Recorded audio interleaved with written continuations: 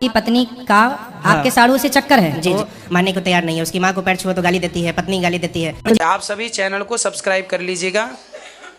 जो भी यूट्यूब पर देख रहे हैं चैनल को सब्सक्राइब कर लीजिए और शेयर कीजिएगा। तो राधे राधे दोस्तों, स्वागत है आपका हमारे YouTube channel reaction by Usha में। बात करेंगे हम आज ऐसे व्यक्ति की जो कि पंडाल में आता है, कहता है गुरुजी हमारी पत्नी का उसके जीजा के साथ चक्कर है, वो ना तो हमारे साथ रहती है और ना ही मेरे बच्चे से भी हमें बात नहीं करने देती। तो आइए दोस्तों देखते हैं कि इस विषय में हमारे गुरुजी क्या समझाते हैं। बने रहिए हमारे साथ वीडियो के अंत तक। जी राधे राधे, जय श्रीमन नारायण। जय श्रीमन नारायण। गुरुजी, मैं आपको यूट्यूब में देखता था हमेशा, अभी फर्स्ट बार आपको सामने सामने देखा हूँ, बहुत अच्छा लगा। मैं आर्मी से हूँ, बिहार मुजफ्फरपुर का रहने वाला हूँ।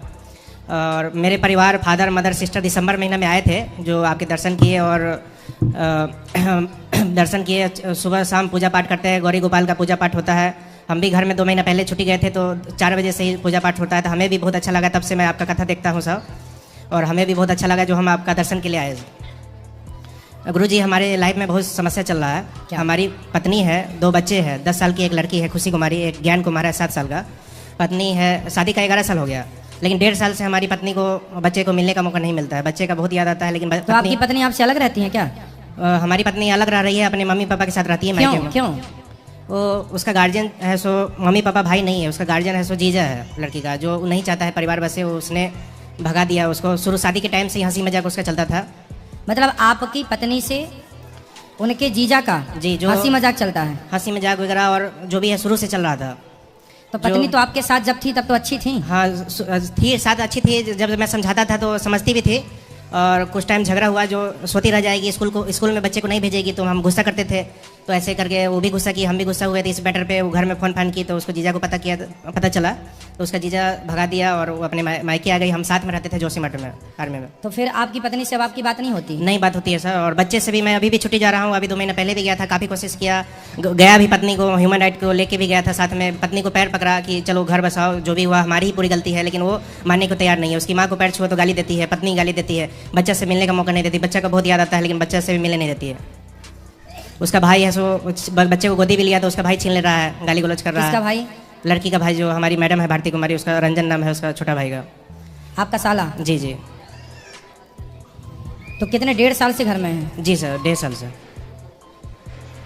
तो आपने उसके जीजा को फोन लगा के बोला कि भाई तुमने हमारा घर क्यों बिगाड़ दिया? जीजा को बहुत कोशिश किया, प्रयास किया, वो मानने के लिए तैयार नहीं है। तो उसका जीजा मतलब आपका साड़ू हुआ ना? सारू हुआ, जो हमारी बड़ी सिस्टर, हमारी मैडम की बड़ी सिस्टर का जो पति है, उसको सारू बोलते हैं सर। वो नहीं चाहता है परिवार बसे, गार्जियन वही बना है उसके घर का। अच्छा, मुखिया वही बना है जी।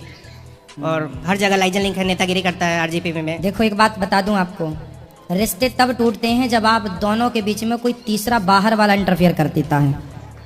रिश्ते टूटने की वजह क्या है? जब आपके पर्सनल मैटर में, आपके पर्सनल जीवन में कोई बाहर का तीसरा जब इंटरफेयर करता है, जब वो प्रवेश करता है आपके जीवन में, तो रिश्ते टूट जाते हैं। इसलिए आप सबसे मेरी प्रार्थना है कि अपने रिश्तों को, पति पत्नी के रिश्तों को इतना मजबूत बनाओ, भाई भाई के रिश्ते को इतना मजबूत रखो कि बाहर किसी तीसरे को प्रवेश ना मिले, क्योंकि तीसरा केवल आपके जीवन में केवल जहर घोलने का काम करेगा। अब देखिए, जरा सा मौका मिल गया मंथरा को, तो एक रात में उसने विष घोल दिया। एक रात में, एक रात भी पूरा नहीं मिली उसको, मतलब 2-3 घंटे में ही उस मंथरा ने कैकई के जीवन में जहर घोल दिया। इसलिए कैकई और दशरथ जी दोनों मिलके बात कर लेते तो क्या ये आग लगती वनवास की? लेकिन मंथरा की बात में कैकई आ गई और दशरथ जी पांव पकड़ रहे, जैसे ये बोले ना कि मैं अपनी पत्नी के पांव पकड़ रहा था, ऐसे दशरथ जी भी पांव पकड़ के बोले थे, कैकई मैं तेरे पांव पकड़ता हूं, मैं तेरे पांव छूता हूं, मैं भरत को राजा तो बना दूंगा, पर राम को यदि तुमने वनवास भेजा तो मैं मर जाऊंगा। कैकई बोली मर जाओ, पर मैं राम को वनवास भेजूंगी। मतलब देखिए उस 2-3 घंटे में क्या जहर घोल दिया उस महिला ने। मायने रखती हैं बातें कि आपके रिश्तों में तीसरा कौन है, कौन आपके जीवन में इंटरफेयर कर रहा है, कौन विष घोल रहा है, मायने रखती हैं बातें। इसलिए हमारे शास्त्र सब चीजें सचेत करते हैं। अब देखो, इनका घर टूट गया इनके साढ़ू की वजह से। अब उस पत्नी को कौन समझाए कि तुम अपने पति को छोड़ करके क्या पालोगी? साढ़ू के साथ किस रिश्ते से वो, अब ये तो नहीं पता कि उनका जीवन कैसा है, उनके साथ उनके क्या रिश्ते हैं, लेकिन फिर भी आपका घर तो टूट ही गया। इसलिए मैं आपसे बस बार बार यही कहूंगा कि आप अपनी पत्नी से बात करने की कोशिश कीजिए। जी, किसी और से बात करने से कोई फायदा नहीं। पत्नी से बात करने बाकी के लोग लिए- तो चाहते ही हैं कि आपका घर ना बसे, और वो कामयाब भी होगा इस बात पर। गुरुजी, पत्नी से मिलने के लिए अभी भी मैं जाऊंगा, उसका पैर तक छूंगा। मैं चाहता हूं कि परिवार न टूटे, बच्चा का लाइफ खराब हो जाएगा इसमें। उसका हमारा जो सारू है वो जमीन और संपत्ति का लोभ देता है कि आधा संपत्ति और पैसा आधा तो पेमेंट आपके देवा पास देते कोई हैं। संपत्ति नहीं है, कोई काम धाम नहीं था? संपत्ति वगैरह सब है सर, लेकिन अभी जब वो अपने घर में रह रही है तो उसका सारू बोल रहा है, जीजा बोल रहा है लड़की का, कि मैं संपत्ति पैसा दिला दूंगा और वो वहीं रहे अपने मम्मी पापा के साथ, और खुद अपने टाइम पास कर रहा है। वो टाइम पास कर रहा है मतलब? अपने चक्कर में लगा है। मतलब आपकी पत्नी का आपके साड़ू से चक्कर है? जी, जी। आप ये कहना चाहते हैं? जी, हमारा बात तो सुनती नहीं है, ना बात करती है। वो 12 बजे रात में भी तो बोले, फिर आपकी जो पत्नी की बड़ी बहन है वो कुछ नहीं बोलती, वो सुनते किसी का नहीं सुनता है। वो ना अपना पापा का सुनता है ना अपनी पत्नी का सुनता है। तो वो आप उनसे ही बात करो कि भाई तुम्हारा पति हमारी पत्नी के चक्कर में क्यों है? उसका पापा मम्मी भी उसको भगवान मान लिया है, उसको जीजा को, क्योंकि वो लोकल का रहने वाला है, वहीं रहता है और हर काम वो मदद करता है, तो उसको भगवान मान लिया है और उसी का साथ देता है। शुरू से उसका हर काम में सपोर्ट करता है वो। हम आर्मी में ड्यूटी में रहते हैं, बाहर रहते हैं। अच्छा, आप आर्मी में हैं? जी जी। तो आप ड्यूटी में बाहर थे? मैं तो साथ में रखा था, जो वहाँ से भगा दिया था वो लड़की का जीजा जो। तो आप आर्मी में हो यार, इतने बढ़िया दो चार जमा नहीं सकते थे जब ऐसा किया आपके साथ? ये चीज़ गुरुजी सही नहीं है ना। पत्नी नहीं, अपना पत्नी को नहीं, पत्नी को नहीं, पत्नी को जमाने के नहीं बोल रहे हैं, जी जी। साड़ू को। सारू को वो नेतागिरी करता है, थोड़ा लाइजन लिंक है उसका, जो थोड़ा काम बसने नहीं दे रहा है। फादर भी हमारा कंप्लेंट करो, फिर पुलिस कंप्लेंट करो कि हमारी पत्नी के साथ।